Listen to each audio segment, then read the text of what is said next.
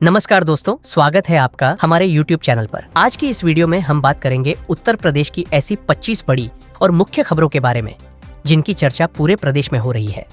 राजनीति से लेकर अपराध, खेल और आम जनता से जुड़े मुद्दों तक हम आपको हर खबर की पूरी और सटीक जानकारी देंगे। वीडियो को बिना स्किप किए अंत तक जरूर देखिएगा और अगर आप चैनल पर नए हैं तो सब्सक्राइब करना बिल्कुल न भूलें। आइए शुरू करते हैं खबरों का सिलसिला।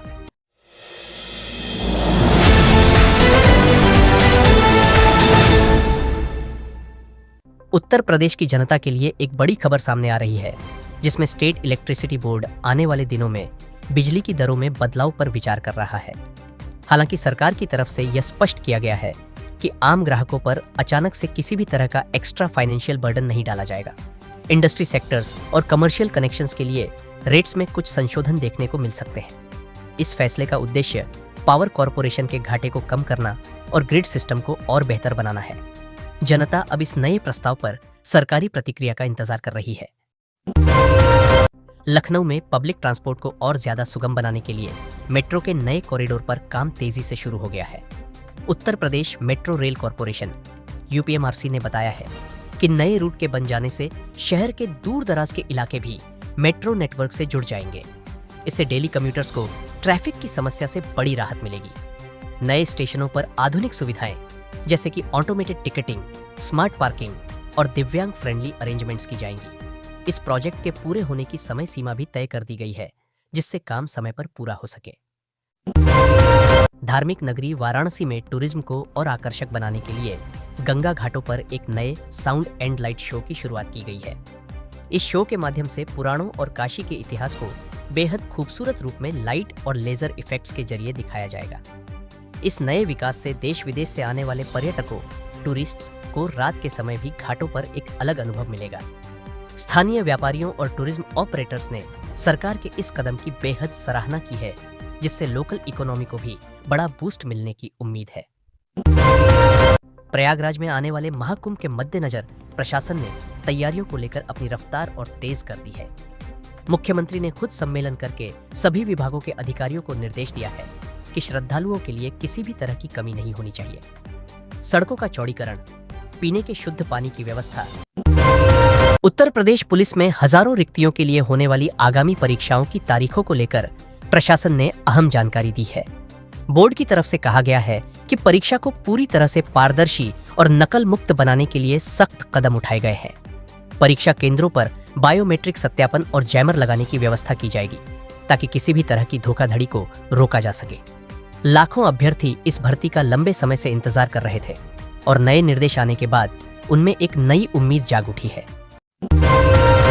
कानपुर को एक बार फिर से उत्तर भारत का औद्योगिक केंद्र बनाने के लिए सरकार ने नए औद्योगिक गलियारे पर काम तेज कर दिया है। कई बड़ी राष्ट्रीय और अंतर्राष्ट्रीय कंपनियों ने यहां अपनी विनिर्माण इकाइयां लगाने में रुचि दिखाई है। इससे हजारों स्थानीय युवाओं को रोजगार के नए अवसर मिलेंगे। स्थानीय प्रशासन ने निवेशकों को भूमि अधिग्रहण और बिजली से जुड़ी सुविधाएं आसानी से उपलब्ध कराने का भरोसा दिया है। इस परियोजना के पूरे होने से कानपुर की आर्थिक स्थिति में एक बड़ा बदलाव देखने को मिल सकता है। गोरखपुर शहर के युवाओं को खेलों के क्षेत्र में आगे बढ़ाने के लिए एक नए अंतर्राष्ट्रीय स्तर के खेल स्टेडियम का निर्माण कार्य अंतिम चरण में है। इस स्टेडियम में क्रिकेट, फुटबॉल और इंडोर खेलों के लिए विशिष्ट सुविधाएं दी जाएंगी, ताकि राज्य के खिलाड़ी राष्ट्रीय और अंतर्राष्ट्रीय स्तर पर प्रदर्शन कर सकें। स्थानीय नेताओं और खेल प्रेमियों में इस स्टेडियम को लेकर काफी उत्साह है। सरकार का लक्ष्य है कि छोटे शहरों से भी प्रतिभाशाली खिलाड़ी सामने आए और देश का नाम रोशन करें।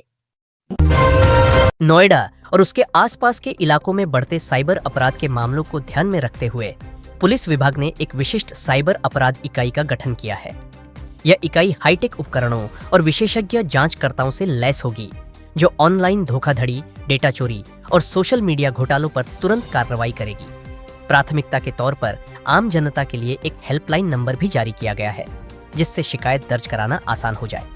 पुलिस ने लोगों से आग्रह किया है कि ऑनलाइन लेन देन करते समय सतर्क रहे और अपनी व्यक्तिगत जानकारी किसी के साथ साझा न करें। अयोध्या में राम मंदिर के निर्माण के बाद अब उसके आसपास के मार्गों और पर्यटक सुविधाओं को विकसित करने का काम जोर शोर पर चल रहा है। भक्तों की भारी भीड़ को देखते हुए पार्किंग क्षेत्र, विश्राम क्षेत्र और चिकित्सा शिविरों की संख्या बढ़ा दी गई है। स्थानीय प्रशासन यात्रियों की सुविधा के लिए एक स्मार्ट यातायात प्रबंधन प्रणाली भी ला रहा है, जिससे जाम की समस्या से निजात मिले। देश और दुनिया से आने वाले श्रद्धालुओं के लिए अयोध्या नगरी को एक आधुनिक और दिव्य शहर के रूप में तैयार किया जा रहा है। बरेली शहर में नगर निगम द्वारा स्मार्ट सिटी मिशन के अंतर्गत एक विशाल हाईटेक पार्क का निर्माण किया गया है। इस पार्क में बच्चों के खेलने के लिए आधुनिक झूले, पैदल चलने का मार्ग और खुले व्यायामशाला की सुविधा दी गई है, जिससे हर वर्ग के लोग इसका आनंद ले सके। पार्क की खास बात यह है कि इसे पूरी तरह से पर्यावरण अनुकूल बनाया गया है, जहां सौर ऊर्जा से चलने वाली रोशनी और वर्षा जल संचयन प्रणाली का इस्तेमाल किया गया है। स्थानीय निवासियों ने इस नए पार्क के शुरू होने पर प्रशासन की इस पहल की खूब प्रशंसा की है। मेरठ और दिल्ली के बीच सफर को बेहद आसान बनाने के लिए RRTS परियोजना पर तेजी से काम चल रहा है। इस आधुनिक ट्रेन के शुरू होने से दोनों शहरों के बीच की दूरी सिर्फ कुछ ही घंटों में तय की जा सकेगी। रोजाना सफर करने वाले कार्यालय जाने वाले लोगों और छात्रों के लिए यह एक बहुत बड़ी राहत होगी। परियोजना के आखिरी चरण के परीक्षण संचालन चल रहे हैं और जल्द ही इसे आम जनता के लिए पूरी तरह से खोल दिया जाएगा। इससे NCR क्षेत्र में परिवहन संपर्क को एक नया आयाम मिलेगा। उत्तर प्रदेश में किसानों के लिए आने वाले धान खरीद सत्र को लेकर सरकार ने नए निर्देश जारी किए हैं। किसान अपना धान बिना किसी परेशानी के सरकारी केंद्रों पर बेच सके, इसके लिए ऑनलाइन पंजीकरण की प्रक्रिया को और भी सरल बना दिया गया है।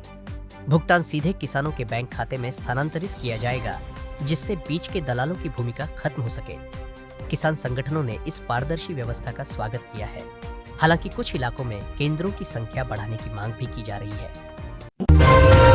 अलीगढ़ के प्रसिद्ध ताले और हार्डवेयर उद्योग को वैश्विक बाजार में और मजबूत करने के लिए जिला प्रशासन ने एक विशेष व्यापार मेला आयोजित करने का ऐलान किया है। इस मेले के माध्यम से स्थानीय निर्माताओं को अंतर्राष्ट्रीय खरीदारों के साथ जुड़ने का अवसर मिलेगा। सरकार द्वारा MSME क्षेत्रों के लिए विशेष वित्तीय पैकेज भी दिए जा रहे हैं, ताकि यह पुराना उद्योग और अधिक ऊंचाइयों को छू सके। इससे हजारों कारीगरों और श्रमिकों को रोजगार में स्थिरता मिलेगी।